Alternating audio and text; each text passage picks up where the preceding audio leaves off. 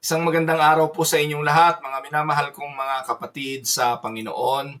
Ito po ang inyong lingkod, si Pastor Ruel Camia po, mula po dito sa Winnipeg, Manitoba, Canada, para po sa pag-aaral ng Salita ng Diyos ngayon pong umaga. Welcome po sa Tinig ng Pag-asa. Araw po ng Martes ngayon mga kapatid at ipagpapatuloy po natin ang ating series on the Book of Ephesians. Ang ating pong pag-aaral ngayon ay pinamagatang Put off the old, put on the new. At ating tatalakayin ang chapter 4 verses 17 to 24. Samahan niyo po ako at ating basahin ang mga talata.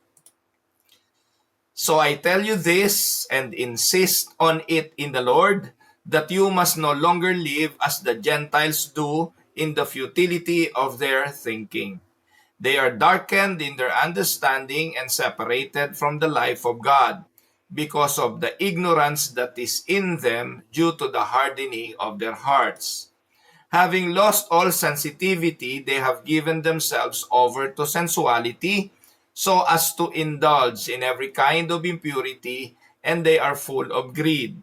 That, however, is not the way of life you learned when you heard about Christ and were taught in Him in accordance with the truth that is in Jesus.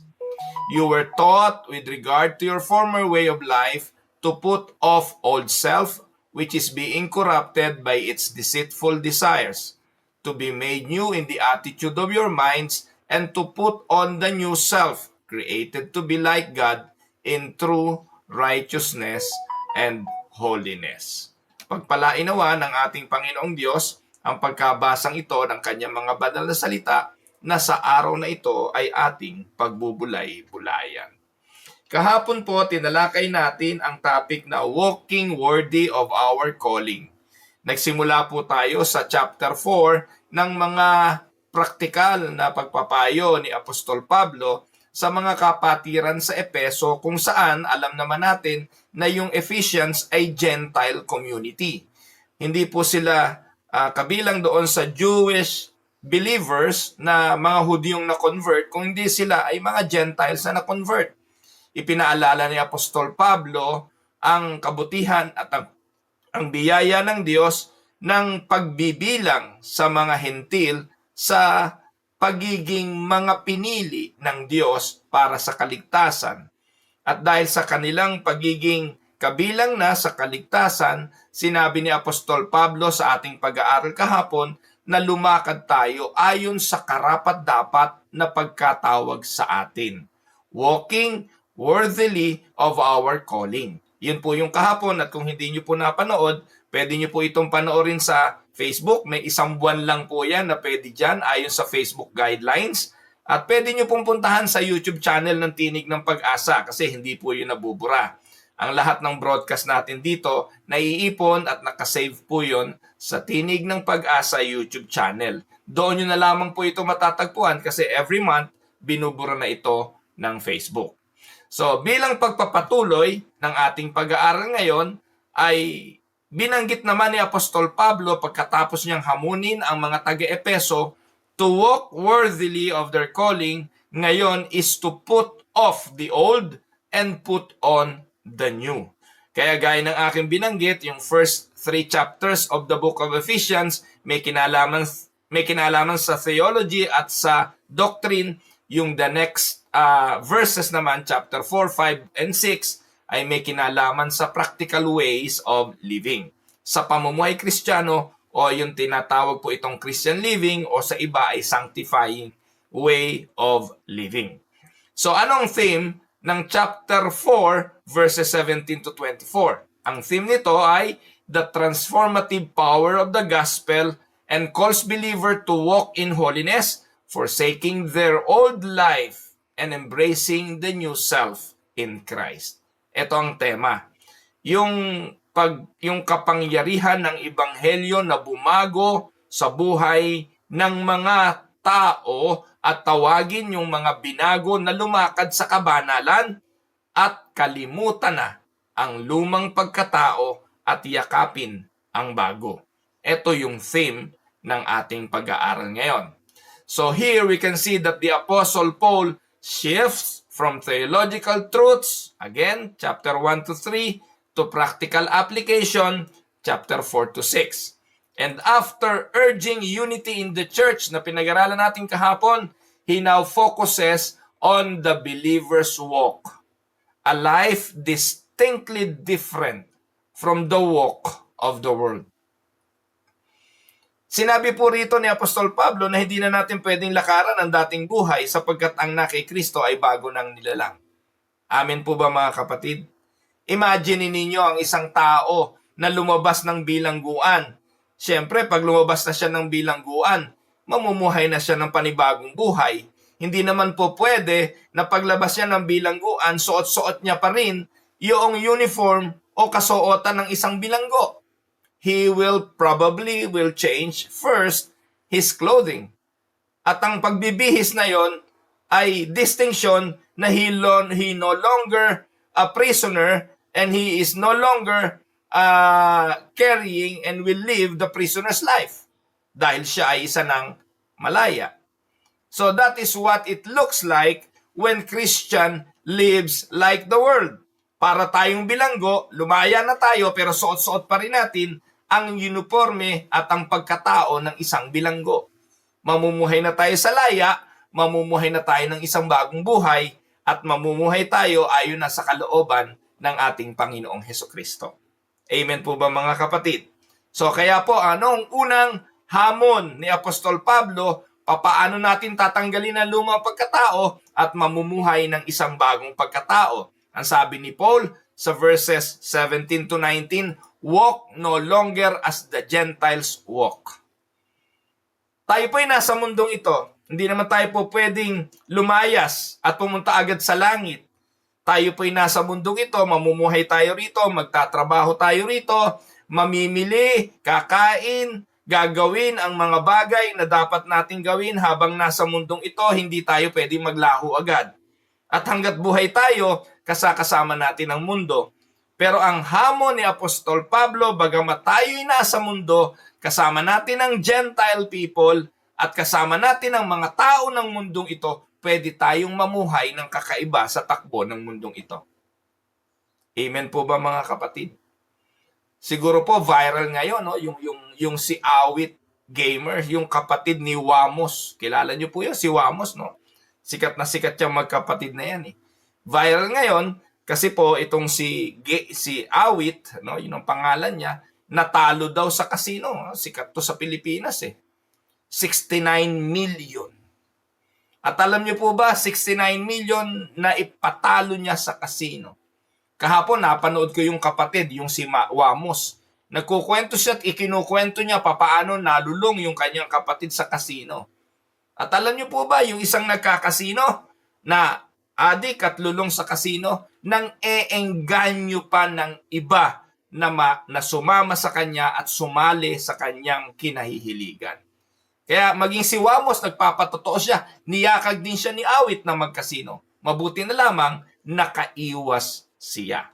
So nakita niyo po yung gusto kong i-imply sa kwentong ito ng gamer na ito sa Pilipinas, ng mga vloggers na ito. Yung kasama, yung ating mga companion, yung ating mga peers, yung mga taong malapit sa atin, dalawa lang ang pwedeng maging epekto niyan. Maimpluwensyahan natin o tayo ang maimpluwensyahan. At ang mundo na ating kasama, na ating kinatitirikan, na ating kinalalagyan, na hindi naman tayo pwedeng umalis dito hanggat nabubuhay tayo, dalawa lang ang bagay na yan. Maiimpluwensyahan natin ang mundo para maging malapit kay Kristo o tayo ang maimpluwensyahan ng mundo para lumayo sa ating Panginoong Hesukristo. Tingnan natin ang sinasabi ni Apostol Pablo sa mga talata.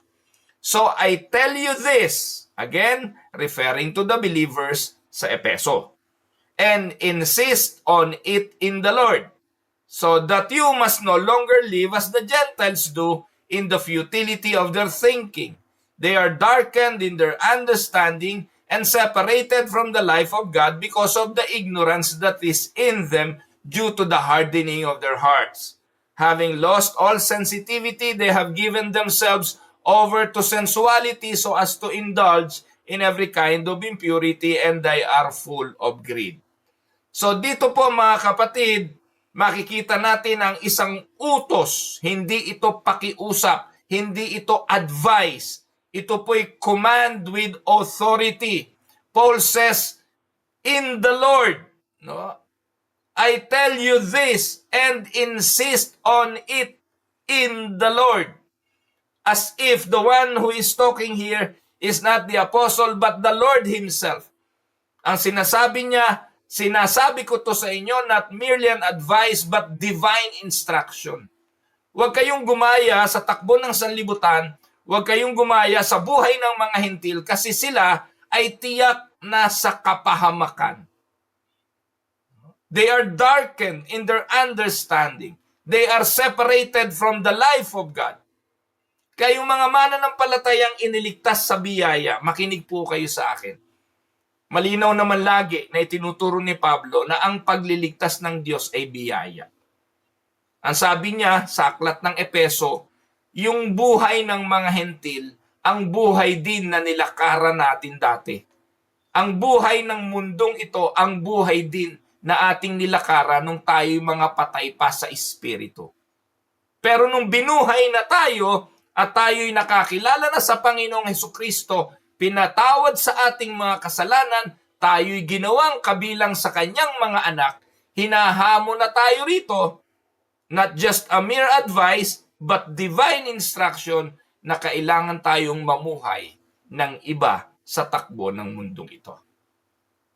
Dito po ay inisa-isa ni Apostol Pablo ang karakteristik ng lumang pagkatao. The characteristic of the Gentile and the characteristic of the old life. Ano-ano yon? Una, futility of their minds. Binanggit sa verse 17. Ano ba ibig sabihin yan? Yan po yung aimless, empty thinking. Kailanman ay hindi nila makikita ang Diyos, kailanman ay hindi nila hahanapin ang Diyos, kasi nga ang kanilang mga isipan ay nakatuon sa mga bagay lang na may kinalaman sa gusto ng laman. Sa verse 18, binanggit ni Pablo, they are darkened in their understanding. Ano ibig sabihin yan? Yung darkened understanding, that is the ignorance of God and truth. They cannot find the truth. They will not understand God. Romans chapter 3 verse 10, binabanggit yan. No one is righteous, none, not even one. No one seek God, no one understand. So, because of the darkness of their understanding, hindi nila makikita kailanman ang Diyos. Maliban ng Diyos talaga ang kumilos at magkaloob ng biyaya ng pagkaunawa at ng pananampalataya na galing din sa Diyos, they will not know Christ. At ano ang sabi? Sa kalagayang ito, ang isa pa sa karakteristik, they are alienated from God. Due to willful ignorance and due to the hardening of the hearts, sila'y hiwalay sa Diyos. At sa verse 19, ito yung malupit, callousness and sensuality. No? Yung bang yung puso ay may kalyo na. Pinatigas na ang kanilang mga puso at sila'y nahumaling sa sensualidad. A life dominated by unrestrained sin. Yan po yung karakteristik ng lumang pagkatao. Sabihin niyo po kung hindi tayo ganyan dati. Nung hindi natin kilala ang Panginoong Hesukristo. Anong buhay natin nung wala tayo sa pananampalataya? Sarado ang ating isipan, hindi tayo naniniwala sa mga sinasabi ng Biblia, ni hindi nga tayo nananalangin, ni hindi nga natin kinikilala na may Diyos na makapangyarihan at ang Diyos ng ating mga buhay, walang iba kundi ang ating mga sarili at ang ating mga pasya. Na kahit na anong marinig natin tungkol sa relihiyon, wala lang. At tandaan po ninyo, may mga taong ganito kahit nasa loob ng simbahan. Nakikinig sila pero hindi nila to binabaliwala nila ito. Wala lang. They just go to the mumbo-jumbo of religion. They go to church every Sunday and yet, wala lang. They are just there for tradition. They are just there for their friends, for their relatives, but not really for the Lord. Kasi yung tunay na binago ni Kristo, iiwanan ang lumang pagkataong ito. Amen? Now, anong biblical example nito? Look at the people in the days of Noah. Sila yung example dyan eh. The people of Noah's day, they are living in darkness. They are ignoring God's warning. They are indulging in sin until the judgment came. Mababasa natin yan, Genesis chapter 6 verse 5. The Lord saw how great the wickedness of human race had become on earth, and that every inclination of the thoughts of the human heart was only evil all the time. So yan po yung panahon ni Noah. Kaya, ano pong ginawa ng Diyos? Inubos ng Diyos ang lahat ng tao sa panahon ni Noah. At binigyan niya ng biyaya ang isang pamilya, at ito ang pamilya ni Noah. Kung mamarapatin, kung hahanapin natin yung justice ng Diyos, kung hahanapin natin yung being fair, at kung hahanapin natin yung pagiging parehas, di po ba? Dapat lahat ng tao patay eh. Dahil the Lord saw how great the wickedness of the human race. And the human race includes Noah and his family. Walang matuwid, wala kahit isa. They all deserve to die. But that is the opportunity for God to show His mercy, to show His grace. Ang kanyang pagliligtas kay Noe ay biyaya. Ibibigay niya ito sa sino mang nais niyang pagkalooban. Kaya mga kapatid, hindi tayo mas marunong sa Diyos. Hindi tayo mas magaling sa Diyos. Siya lang po ang may kapangyarihan sa lahat at siya ang may kontrol ng lahat. Kung gusto niyang iligtas, kasama sa kanyang pagliligtas, ililigtas. Kaya hindi tayo ang namimili. Minsan, ay naku, wala ng pag-asa yung taong yan. Sa impyerno na pupunta yan. So, wag po tayong hahatol sa ganun sapagkat magugulat tayo pagdating ng araw may mga taong nasa langit na hindi natin inaasahan. At baka malungkot tayo sa mga nag-aakalang siya'y nasa langit, paggising niya sa after ng kamatayan, hindi pala siya nandun. Ang kaligtasan ay biyaya. Hindi bunga ng pangako ng pastor, hindi dahil ikaw ay nagsisimba linggo-linggo, hindi dahil sa mga ginagawa mo, kundi dahil sa ginawa ni Kristo at sa ginawa ng Diyos na pagliligtas. Ganon kasama ang tao, at kung titingnan natin sa aklat ng Bagong Tipan sa Matthew 24:33 to 37, ano sabi diyan? At as it was in the days of Noah, so it will be at the coming of the Son of Man. Kaya pag nakita natin yung karakteristik ng Genesis 6:5 sa panahon natin, yan ang mga palatandaan ng nalalapit na pagdating ng Panginoon. For in the days before the flood, sabi po sa Matthew 24, people were eating, people were drinking, people were marrying and giving in marriage up to the day Noah entered the ark. It is business as usual. Business as usual. Namumuhay ang tao ayon sa gusto niyang buhay. Namumuhay ang tao ayon sa takbo ng kanyang mga plano. Pero wala ang Diyos sa kanyang mga plano. Wala ang Diyos sa kanyang isipan. Ang kanyang puso, sabi nga, ay pinatigas. No? Aimless, empty thinking, ignorance of God and truth, due to willful ignorance and hardening of the hearts, they are alienated and a life dominated by unrestrained sin. Iyon ang takbo ng mundo.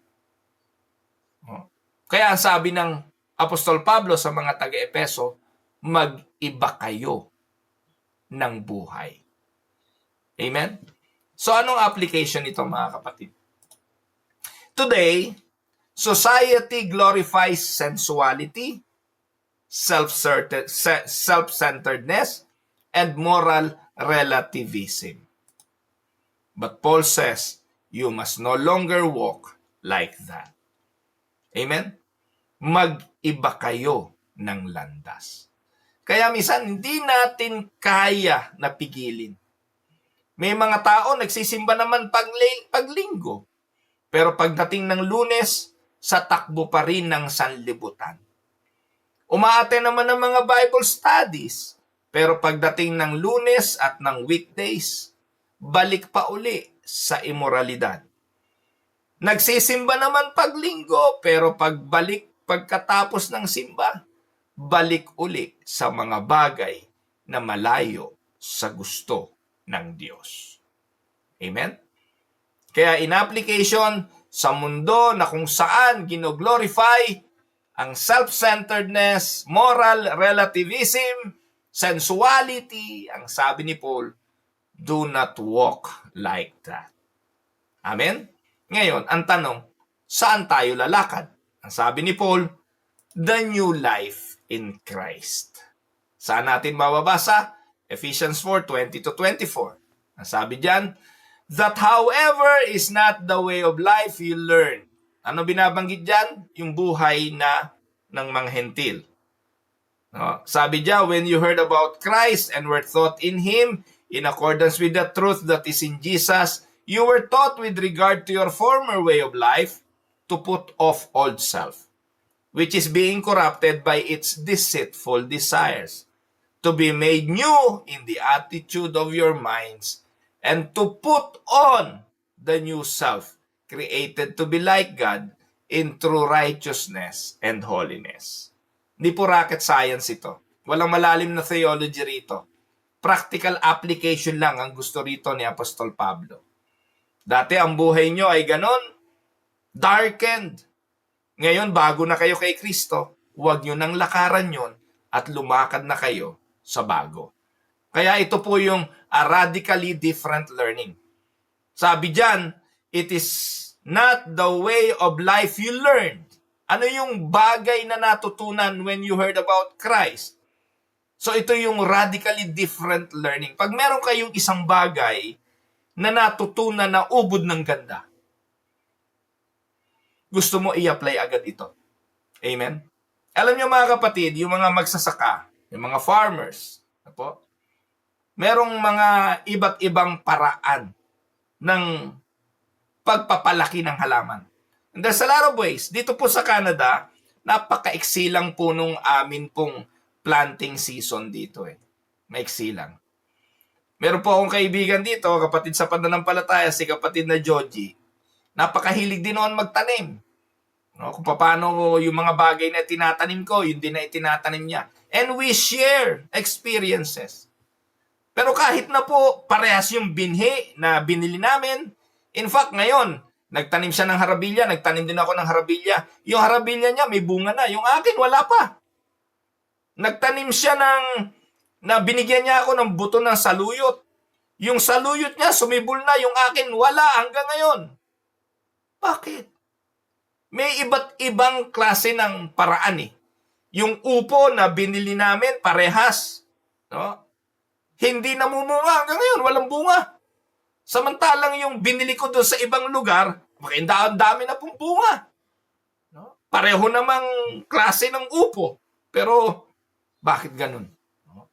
So ngayon, sabi ni Joji, marami siyang payo. Sabi ni Joji sa akin, ako, pastor, ang ginagawa ko, nagko-compost ako. Yung mga pinaghahalo-halo kong mga, ano tawag doon, yung mga waste materials ng kitchen, hinahaluan ko yun ng mga kung ano-ano, pagkatapos yun ang ipinapatong ko doon sa aking lupa bago ako magtanim. Gumamit pa nga si Joji ng animal manure o kaya yung chicken manure. Ano po? Eh ako wala akong ganun eh. Wala akong ganun. Wala akong nabibili yung, meron po nabibili dito yung, alam niyo po yung ipot ng manok, nabibili pa yung sa store, napakamahal eh. Kaya hindi na po ako gumagawa noon. Ang ginagawa ko po, nilalagyan ko na lang ng fertilizer. 2 beses po ako nagfe-fertilize. Pero awa ng Diyos, tung taon na to, no, ngayong season, napakaganda ng mga halaman ko. Naku, nakaharvest na nga po ako kanina ng sili. Na isang araw, nakaharvest na po ako ng bell pepper, sinahog ko sa picadillo. Kanina po, nagluto ako ng chop suey na pachamba-chamba. Nakapitas na po ako ng kinchay at nakapitas na po ako ng bell pepper uli. So, bakit ko po sinasabi ito? Pag meron kang natutunang isang bagay na maganda at sa tingin mo ay uubra, wala kang gagawin kundi i-apply ito. Bakit ba tayo pumupunta sa pag-aaral? Ba tayo pumupunta sa school? Bakit ba tayo nag-aaral kung hindi rin lang natin i-apply? Amen? At ganun din naman po sa pananampalataya. Yung mga bagay daw na natutunan natin kay Kristo, kung natutunan natin ito at narinig, at ito'y ating pinananampalatayanan, bakit hindi natin ini-apply? Ano po sabi diyan? What you learn from Christ, this is unusual wording. What you learn from Christ is an emphasis of personal relationship. It is not just head knowledge. What we learn from Christ is through our relationship with Him. Kasi ang dami namang tao ngayon sa mundo may narinig tungkol kay Kristo. May alam sa history ni Kristo. May alam sa mga himala ni Kristo. Pero wala namang relationship kay Christ. Tandaan ninyo mga kapatid, true conversion involves the renewing of the whole person, mind, will, and affections. At lahat ng mga example nito sa Biblia, mga taong nakarelasyon ng Diyos, binago ang kanilang pagkatao. Magkakaroon ng tinatawag na threefold transformation. Threefold. Ano-ano mababago? Una, put off your old self. Verse 22. Yung corrupted and deceitful desires, mawawala yan. Like moving filthy clothes, there must be a decisive break from sin. Gaya na illustration natin kanina, galing ka sa bilangguan, paglabas mo, hindi mo na susuotin yung kasuotan ng bilangguan. Katulad din naman ng naliligo, uhubarin ng maruming damit, hindi mo na isusuot yung marumi. Para saan ka pa naligo? Amen po ba mga kapatid? So we need to put off old self. Kaya yung sinasabing na kay Kristo tapos walang pagbabago, napakalaking question mark nun. Baka wala ka kay Kristo, baka nasa simbahan ka lang. At marami ngayon nasa simbahan, lundag ng lundag, kanta ng kanta, pero ang buhay pagdating ng Lunes hanggang Sabado at Linggo uli, ganun pa rin. Tandaan, the true conversion involves renewing of the whole person. At sa ating mga sarili, hindi natin yun kayang gawin. At kahit anong gawin ng isang tao para magbago, hindi niya yun kayang gawin. Diyos lang ang may kaya nun. At ano pa, verse 23, ano yung isa pa na magbabago? Be renewed in the spirit of your mind. Ano ibig sabihin yan? Ito yung ongoing transformation by the Spirit through the Word.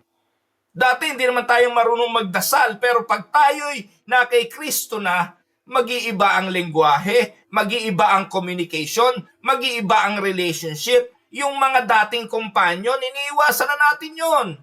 Yung mga dating kasama sa inuman, aba, kung iyon pa rin ang kasama mo ngayon at kahalo ka pa rin sa inuman, walang pagbabago. Yung renewing of the Spirit, yes, hindi ito madali. Mahirap iwasan yon. Yung dating pagkatao ay may conflict at may pakikipaglaban, pero dapat nating labanan sa tulong ng Santong Espiritu. Kasi yung Espiritong nasa atin ay magbubunga. Ano ba yung bunga ng Espiritu? Galatia 5:22-23. Alam natin yung fruit of the spirits. Love, joy, peace, diba? Etc., etc. We will be renewed in the spirit of our minds. At anong illustration nito? Alam niyo ba yung caterpillar? No? The caterpillar doesn't just change colors. The caterpillar becomes a butterfly. And that's the radical change God does in us. Nung tayo'y naging mananampalataya, hinubad natin ang lumang pagkatao at ibinihis natin si Kristo. So we will become like Christ. Amen? At pangatlo, sabi sa number 3, put on the new self. Put off the old, be renewed in the spirit of your mind. And the third, put on the new self. Yan ang sabi ng verse 24. God created after God's likeness in true righteousness and holiness, yun ang dapat mangyari. Ang tawag doon, regeneration, new birth. Pag ipinanganak na tayong muli, ipinanganak na nga bago nang nilalang. At ang example nito, walang iba, kundi si Zacchaeus sa Luke 19:1-10. From a greedy tax collector, he became a generous, transformed follower of Christ. Amen? Now, let us look at some practical applications. Anong pwede nating magiging hakbang tungkol sa mga bagay na ito? Una, examine yourself. Kapatid, are you still walking in your old ways? If you are still walking in your old ways, nakakalungkot. Hindi ka pa rin binabago ng Diyos. Kung wala pa rin ikatiting na pagkabagabag sa kabila ng mga kasalanang ginagawa, isa lang ibig sabihin, hindi pa rin binabago ng Diyos ang puso ng bawat isa. Kaya that is the only examination we can do. At sa oras na ito, kung nakikinig ka sa akin at ikaw hindi pa rin nagbabago, maging ang mag-examine ng iyong sarili, hindi mo rin gagawin. Hahatulan mo pa nga ang mga salitang ito at sasabihin mo, napaka-judgmental naman ang pastor na yan. Because if you are a true believer of the Lord and there is no drastic changes happening in your life right now, at nagsimula kang mag-examine at nagkaroon ng conviction ng puso mo, then naniniwala ako, mananampalataya ka, at ang espiritong nasa iyo ang magbibigay ng kurot sa puso mo, dadalahin ka nito sa pagbabago. Amen? Second, pursue holiness. Mamuhay ng may kabanalan. God saved you not just to forgive you, but to transform you. Amen? Babaguhin tayo ng Diyos dahil gagamitin tayo ng Diyos. Babaguhin tayo ng Diyos parang mga ilawan, tayo magniningas para maging tanglaw sa madilim na sanlibutan ito. Letter C, be daily renewed. How? Through prayer, scripture reading, worship, and fellowship with fellow believers. Be daily renewed. Responsibilidad mo to, kapatid. Kung responsibilidad mo pakainin ang physical na buhay mo, ganon din sa espiritual. Ang tunay na Kristiyano kakain para sa espiritu. Kakain para sa kanyang kaluluwa. Sabi ng Bible, di lang naman sa tinapay na bubuhay ang tao, kundi sa salitang lumalabas sa bibig ng Panginoon. You will feed your soul. Hindi na mga kwento-kwento lang. Kaya yung mga devotional materials, hindi ko yan ine-encourage Mga devotional materials na puro kwento lang naman yan. Puro kwentong walang kwenta.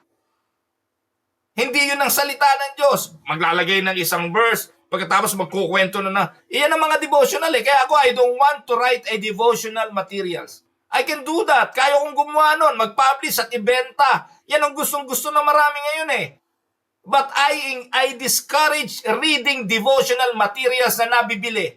I even discourage daily bread. Kasi ganun din ang daily bread. It is not even a bread. The daily bread is the Word of God. Open it, just read it, and let the Word of God illumine your heart.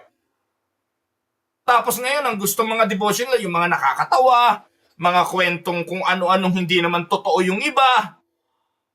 Nakuha niyo po.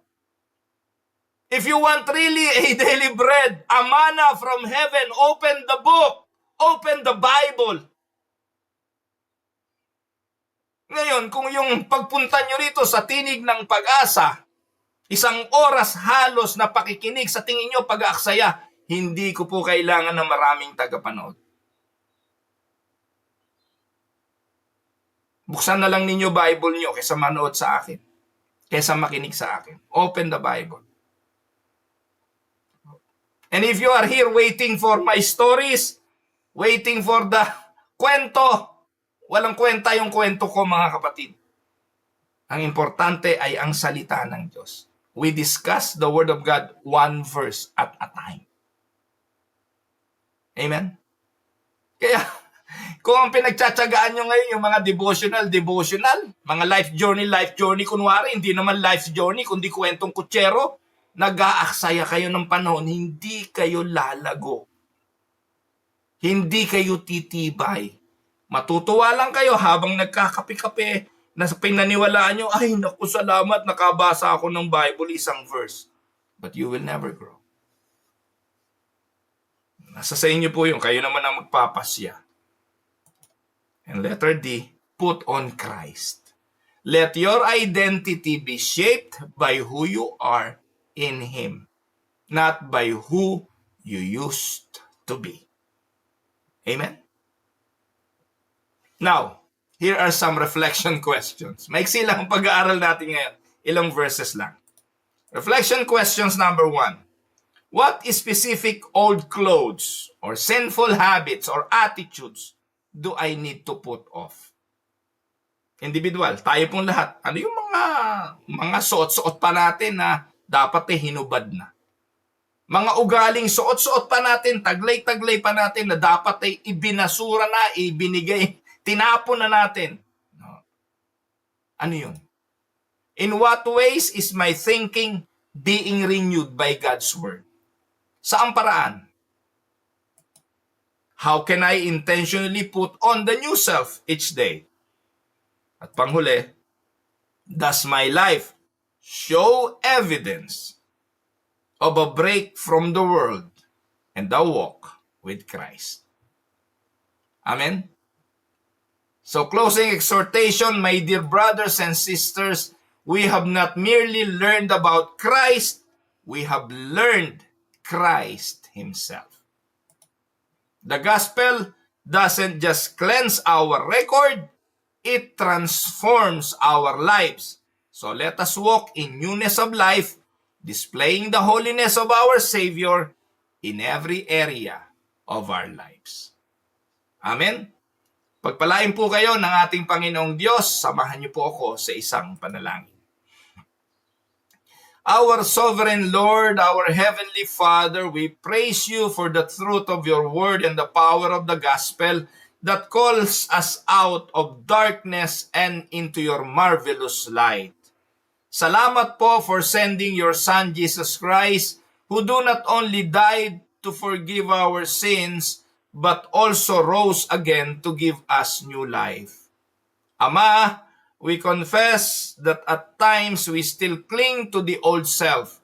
Patawarin mo po kami for the moments when we walk with the world, like and think like the world, desires the things of the flesh. Patawarin mo kami. Cleanse us, renew our minds, and strengthen our hearts. Help us through your Holy Spirit to put off the old self and live in accordance to the newness of life that you want us to live. Shape our thoughts, our speech, and our actions that we may reflect Christ in everything we do. Lord, may this transformation be evident not only in our personal lives, but also in our homes, our churches, even in our communities. And may our lives be living testimonies of your grace and power. All this we pray in Jesus' mighty name. Amen and amen. Magandang araw po sa inyong lahat. Ito po ang inyong lingkod, si Pastor Ruel, para po sa Tinig ng Pag-asa. God bless mga kapatid.